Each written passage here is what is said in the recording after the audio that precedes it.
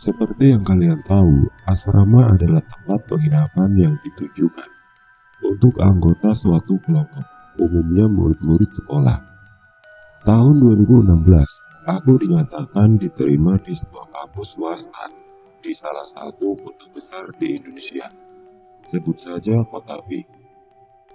Peraturan di kampus tersebut ada aturan di mana setiap mahasiswa atau mahasiswi baru wajib untuk tinggal di asrama selama 1 tahun atau 2 semester.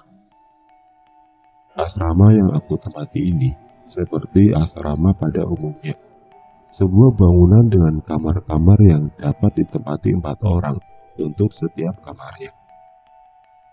Asramaku ini lumayan luas, terdapat 12 gedung asrama, 5 lantai 5 untuk jemuran, dengan fasilitas kamar mandi, 4 kasur, 4 meja kursi, 4 lemari, 1 cermin besar, 1 jemuran handuk. Sudah sangat lengkap menurut aku. Per lantai disediakan 1 lobi yang biasa digunakan untuk atau mengerjakan tugas kelompok. Pada lobi terdapat 2 kursi panjang stainless seperti lobi rumah sakit, 1 meja kaca dan 1 TV. Setiap gedung terdapat ibu atau bapak helpdesk yang berjaga di lantai bawah dari pagi hingga malam, sekitar jam 10 malam. Serta cleaning service baik hati yang bersih-bersih lorong setiap pagi. Jadi bentuk gedung asramanya itu persegi panjang. Dengan pintu masuk gedung di bagian tengah terdapat helpdesk, lobi dan tangga. Bagian kanan dan kirinya lorong, serta pintu-pintu kamar seperti kosan, dan di ujung lorong terdapat pintu darurat. Aku tinggal di asrama gedung 6 dengan kamar 426, lantai 4. Aku di sini adalah Fajar, David, Udin, dan Fridus.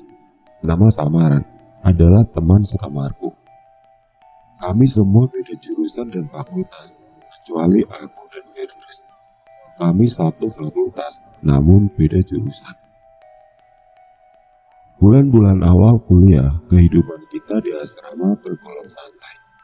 Karena perkuliahan pun belum terlalu padat, dan belum banyak tugas juga, karena masih awal perkuliahan.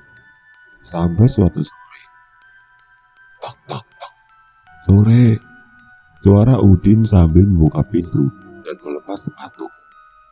Dari mana, Din? Belum balik, kataku yang sedang berada di kasur nomor 4. Jadi di kamar itu kasurnya tingkat. Terdapat 2 kasur, 1 dekat pintu masuk, dan satunya lagi dekat kamar mandi.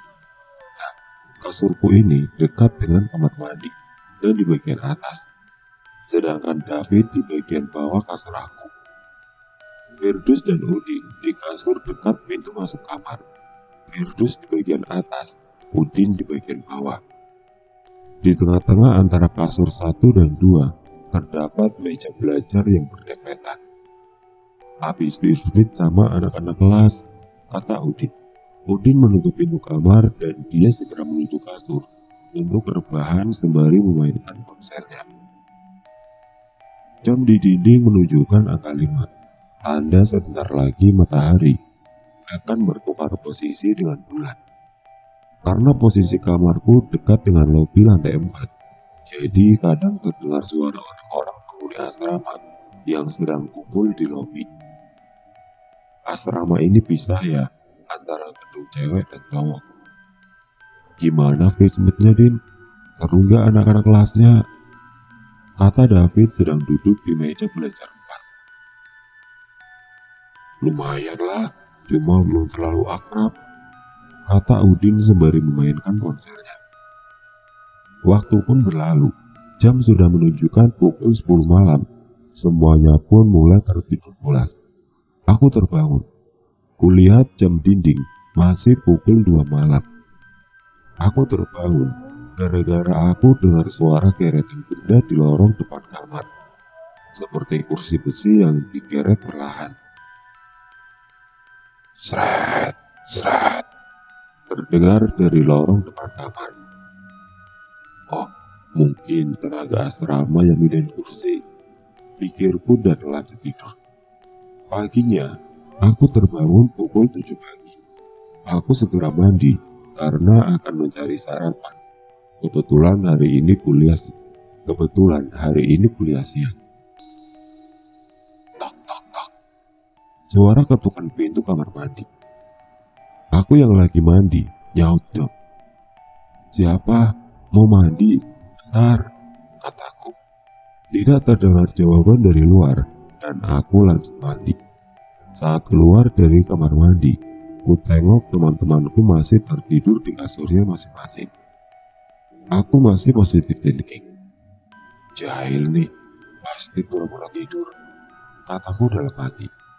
Kulanjutkan niatku untuk mencari sarapan. Beberapa minggu berlalu, setelah suara seretan kursi besi dan ketukan pintu, ada Firdaus yang bercerita kepadaku.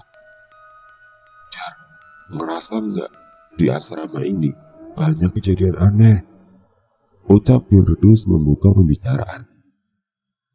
Enggak sih, sejauh ini masih aman, kataku.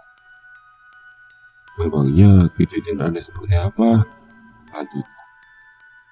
Di sini aku akan bercerita dengan sudut pandang Firdaus sebagai orang pertama. Jadi gini Jar, beberapa hari yang lalu pas aku tidur, aku terbangun. Kulihat jam dinding masih pukul 2 malam. Aku terbangun gara-gara aku dengar suara seretan kursi. Aku terbangun gara-gara aku dengar suara seretan kursi dari depan kamar kita.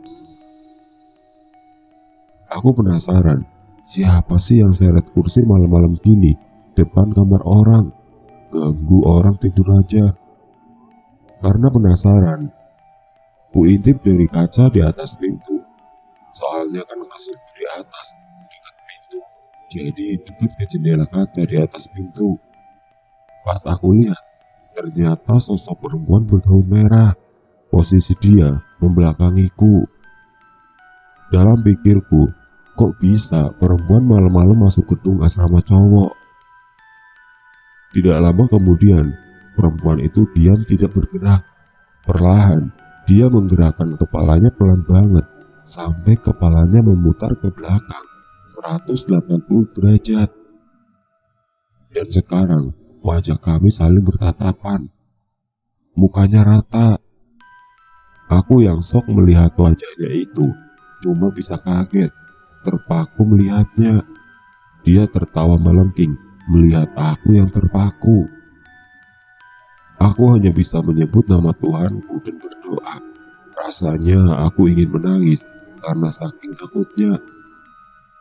Jarak antara aku dan wanita itu hanya sekitar 1 meter, terhalang kaca atas pintu. Sedekat itu, aku dengan hantu itu. Aku terpaku cukup lama, sampai akhirnya aku bisa bergerak dan menutup sekujur tubuhku dengan selimut.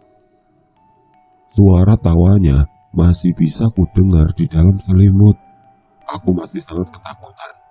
Kupaksa mataku agar terpejam. Akhirnya aku tertidur pukul 3 dini hari. Paginya, aku terbangun pukul 8 pagi. Aku sudah melewatkan matkul pagi, tapi aku tetap segera bersiap-siap untuk pergi ke kampus karena aku gak mau lama-lama di asrama ini. Sudut pandang Firdaus selesai, kembali ke sudut pandang Fajar. Mendengar cerita Firdaus seperti itu, aku sedikit tidak percaya karena asrama ini terlihat sangat nyaman dan bikin betah. Tempatnya bersih, kamar luas, sudah full perabot, wifi, kamar mandi di dalam. Dan ternyata bukan cuma Firdaus yang mengalami teror itu. Beberapa hari berlalu setelah pertemuan Firdaus dengan wanita bergaun merah muka rata itu. Sampai suatu malam,